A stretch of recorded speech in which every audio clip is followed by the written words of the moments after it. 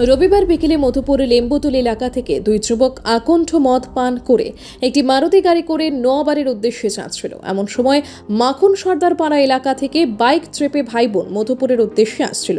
মধুপুর বর্ধনপাড়া এলাকায় আসতেই অপর দিক থেকে আসা মারুতি গাড়িতে থাকা জয়ন্ত দাস এবং বলরাম দত্ত মদ পান করে সরাসরি সেই বাইককে সজোরে ধাক্কা দেয়। তখন বাইকে থাকা ভাই উত্তম দেববর্মা এবং বোন প্রিয়া দেববর্মা বাইক থেকে ছিটকে পড়ে যায়।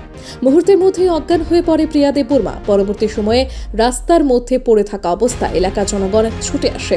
যদিও সেই সময় মদ পান করা বলরাম দত্ত এবং জয়ন্ত দাস সেখান থেকে পালিয়ে যায়। পরে জনগণের চাপে পড়ে তাদেরকে উদ্ধার করে নিয়ে যাওয়া হয় মধুপুর হাসপাতালে।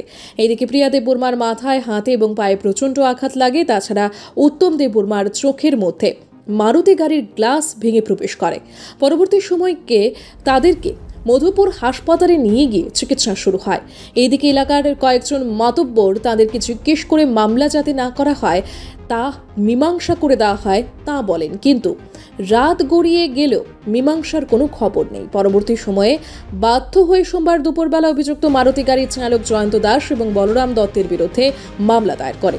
এদিকে এলাকার সমাজসেবী হিসেবে পরিচিত বিধুলাল দেববর্মার কন্যা প্রিয়া দেববর্মা গুরুতর আহত হওয়াতে এলাকার মধ্যে প্রচণ্ড ক্ষোভ দেখা যায়। Bureau report, Subarta.